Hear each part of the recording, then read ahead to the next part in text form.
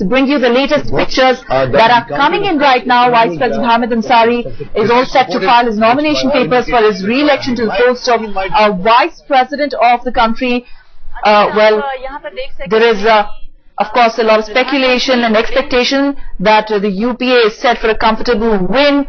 Remember, UPA announced Hamid Ansari as the choice for Vice President last week, and Mamata Banerjee has also lent her support. Mr. Ansari will be submitting his set of nomination papers to Lok Sabha Secretary. You can see in the pictures there, Vice President Ansari there with UPA Chairperson Sonia Gandhi and Prime Minister Manmohan Singh and several other members of the UPA as they reach the Lok Sabha Secretary General's office to file his nomination papers. So several UPA constituent members present there as Mr. Ansari gets set to submit his nomination papers. Well, remember the UPA had announced Ansari as their choice of Vice President. Our political editor Javed Ansari now joins us for more on the story. Javed, the expectations that Hamid Ansari will make it, considering that Mamata Banerjee too now has come out in support of Hamid Ansari and his re-election to the post of Vice President. Well, indeed it is. I mean, even without Mamata Banerjee's support, the UPA had more than 50% of the vote in the 790-member electoral college, and now with Mamata Banerjee, the UPA political managers say their tally will go up to over 500. They've got the left, they've got Samajwadi Party, they've got BSP, and now, of course, and they also have Trinamool Congress, so they are pretty short of a comfortable win. They're short of a comfortable win, and we know that from the NDA side, it's Jaswant Singh who's the choice of as the vice presidential candidate, Javed. So there isn't really much of a contest that we expect. It's just a contest in a sense that the NDA has proposed the name of Jaswant Singh, and he'll be fighting this election to ensure that they register their opposition to UPA. Most certainly, they're just trying to make a point and show the flag.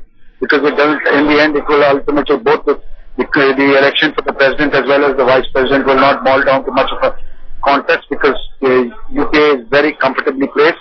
And as we speak, we just saw the procession entering the Secretary General's office. 4 sets of nomination papers will be filed.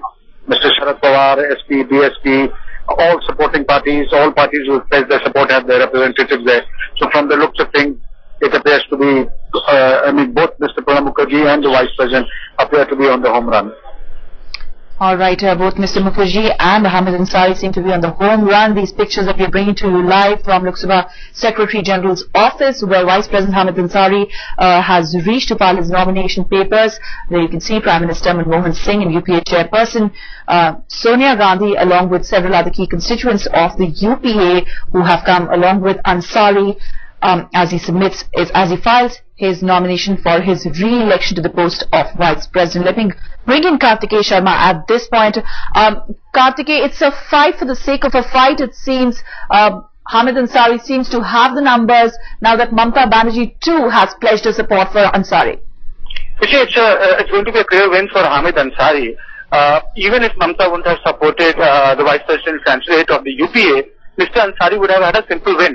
Because the electoral college of Rajya Sabha is fairly easy. MPs from Rajya Sabha and Lok Sabha vote together, you simple majority and you win the election. That's about it. Unlike presidential election, the electoral college is hard. You need 51% of the vote. MLCs and MLAs are also involved, and you have the second choice. So in this case, there was not an issue at all.